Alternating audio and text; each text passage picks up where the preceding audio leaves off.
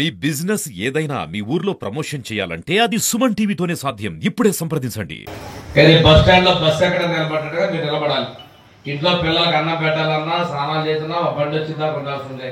అక్కడ మళ్ళీ ఈ పరిస్థితులు రాకుండా మీకు వెసులుబాటు ఉన్నప్పుడు ఎప్పటిలాగానే ఇక్కడికి వచ్చి ఉదయం సాయంత్రం ఆదివారంతో సంబంధం లేకుండా సెలవుతో సంబంధం లేకుండా 15 రోజులు షాప్ ఉంటుంది. ఇక్కడ ఈ ఊర్లో 2 షాపులు ఉండగానే 2 బళ్ళు పెట్టారు.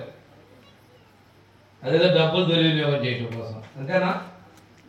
1600 కోట్ల రూపాయలు పెట్టి బళ్ళు కొట్టారమ్మా. 9000 బళ్ళు. ఎవరు సొమ్మది? రోజు షాప్ తీసుకెళ్ళారు కదా. ఇప్పుడు ఎన్టీ రామారావు గారు అన్నప్పుడు బియ్యం ఉంది కదా, కోట షాప్ లో తీసుకెళ్ళారు కదా. ఎందుకు తీసుకెళ్ళిన డబ్బులు? సరే, అదే సక్రమంగా చేస్తుంటే ఒక ఊళ్ళో పెడితే దానిలో బస్తాలు వేసిపోయి ఇంట్లో వేసి లారీలో తుమ్మారు. అది బియ్యం మాఫియా. ఇది కాకినాడ పోర్టు ద్వారా పోయేది. పెద్ద పెద్ద బడా నేతలు ఉన్నారు అందులో. ఎలక్షన్ టైంలో మందు డబ్బు పంచాయతీలకి వాటికి అన్నిటికీ దీన్ని పంపించారు. చేయకూడని పనులు చేశారు. చాలా మంది రాజీనామాలు చేస్తే అయినా ఇది నడుస్తూ ఉన్నాయి. అందువల్ల మీకు సౌకర్యం చిన్న చిన్న పనులు చేసాం. కొంతమంది చిన్న పనులు బయట వస్తే ఒక పూట సెలవు పెట్టుకొని సాయంత్రం దాకా ఉండి ఆ రోజు బండి వచ్చింది నిలబడి చూసేవాడు. ఆ బండి చెడిపోయిందంటే 2వ రోజు చూడాలి. ఈ కష్టాలు ఉండకూడదు. ఎప్పుడు ఎవరికి కావాలంటే వాళ్ళు తీసుకెళ్ళాలనే ఉద్దేశంతో మళ్ళీ తీసుకొచ్చాం. వాళ్ళ మీద రోడ్డులు పడేసామని చెప్పేసి మాజీ ముఖ్యమంత్రి అరుస్తా ఉన్నాడు. పడైలా వాళ్ళకి ఆ రోజు నువ్వు తెచ్చినటువంటి 1600 కోట్ల రూపాయలు ఇంకా 188 కోట్ల రూపాయలు బకాయి ఉంది. ఆ బకాయి గవర్నమెంట్ మేమే కడతాం. ఈ రోజు నుండి ఎన్డీఏ ప్రభుత్వం, చంద్రబాబు నాయుడు ప్రభుత్వం డబ్బులు చెల్లిస్తారు. నిన్ను కట్టమనట్ల వాళ్ళు కట్టమనట్ల వాహనాలు వాళ్ళకి అప్పగిస్తున్నాం. ఈరోజు సక్రమంగా ప్రజలకు సేవలు ఇవ్వాలని కోరుకుంటున్నాం. ఇది ఇక్కడ చూసారమ్మా, ఈ డీలరు కొద్దిగా ఈ పద్మ ఫోటో పైన క్యూఆర్ కోడ్ ఉంది.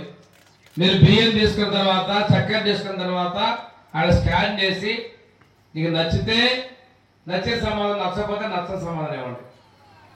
కొలతలు తగ్గించారా, టైంకి ఇవ్వలేదా, మిమ్మల్ని ఏమైనా లంచం అడిగారా, అన్ని ప్రశ్నలు ఉన్నాయి.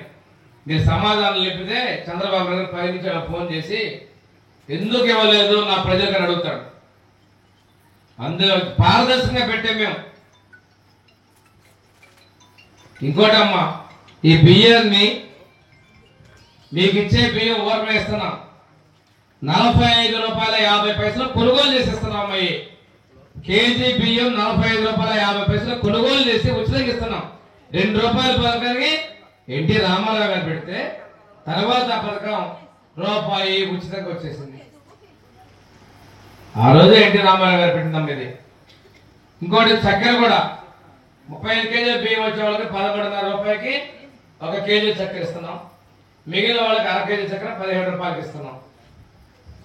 ఈ చక్కెర కూడా బయట మనం 49 రూపాయల 50 పైసలు కొనుగోలు చేసి మనకి ఇస్తున్నాం సబ్సిడీ తోటి.